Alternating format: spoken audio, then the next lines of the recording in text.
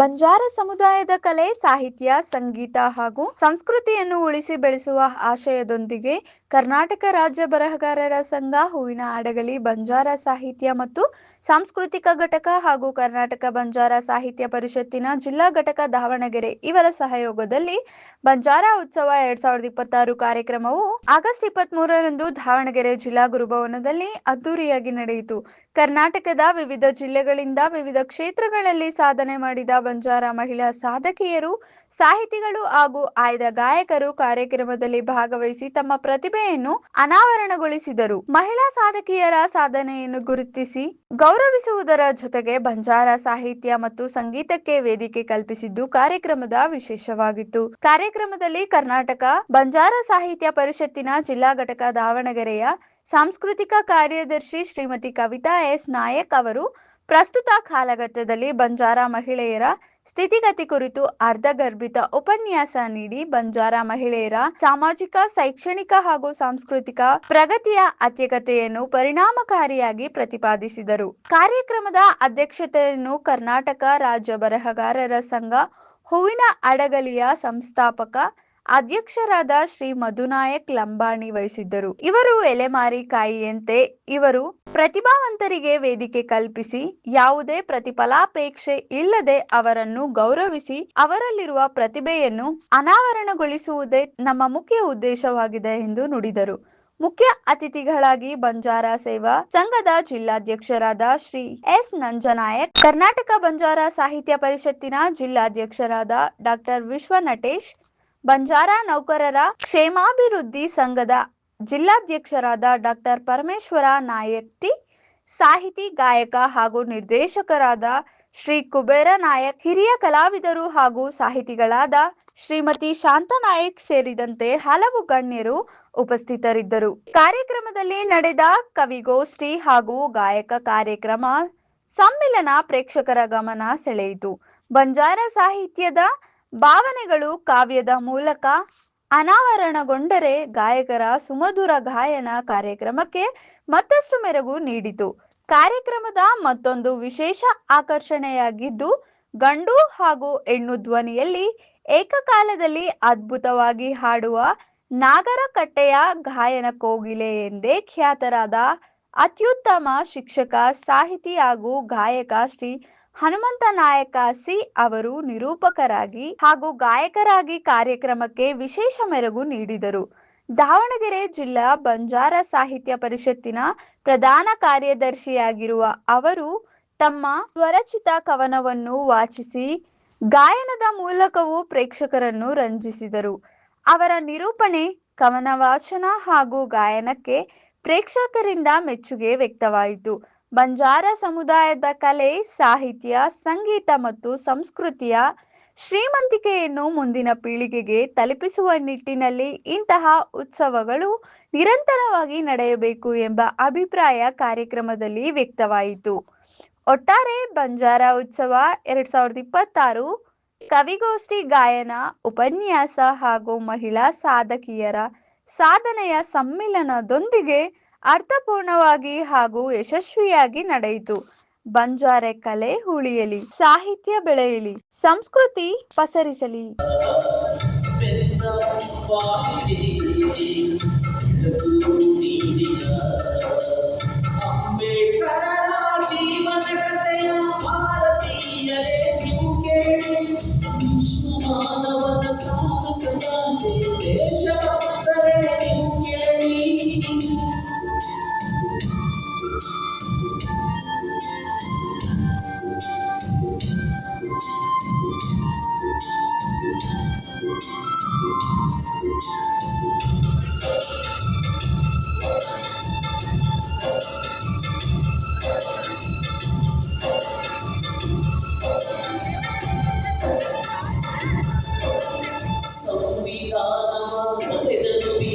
ಸ್ವತಂತ್ರ ಭಾರತ ಹೊಗಳಿರಲು ಅಸ್ಪೃಶ್ಯತೆಯನ್ನು ತೊಡೆದನು ಭೀಮ, ಮತಾಂತರಗಳು ನಡುಗಿರಲು ಜಾತಿ ವಿನಾಶಕ್ಕೆ ಕಾರಿ ಎಂದು ಬೌದ್ಧ ಧರ್ಮವ ಸೇರಿದವು.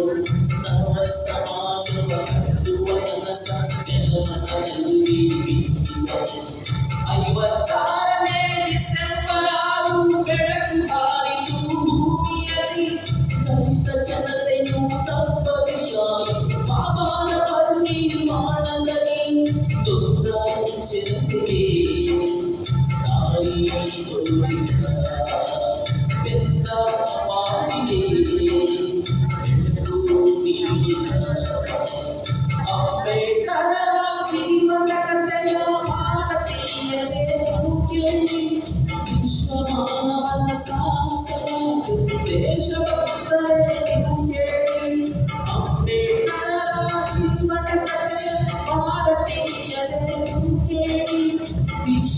ಮಾನವನ ಸಾಗಿಸಿದ ದೇಶಭಕ್ತರೇ ಇವು ಕೇಳಿ ನೊಂದ ಜನತೆಗೆ ದಾರಿ ತೋರಿದ ಬೆಂದ ಬಾಳಿಗೆ ಬೆಳಕು ನೀಡಿದ ಅಂಬೇಡ್ಕರ ಜೀವನ ಕಥೆ ಭಾರತೀಯರೇ ನೀವು ಕೇಳಿ ಕೃಷ್ಣ ಮಾನವನ ಸಾಗಿಸಿದ ದೇಶಭಕ್ತರೇ ನೀವು ಕೇಳಿ ಕೃಷ್ಣ ಮಾನವನ ಸಾಗಿಸಿದ ದೇಶಭಕ್ತರೇ ನೀವು ಕೇಳಿ ಕೃಷ್ಣ ಮಾನವನ ಸಾಗಿಸಿದ ದೇಶಭಕ್ತರೇ ನೀವು ಕೇಳಿ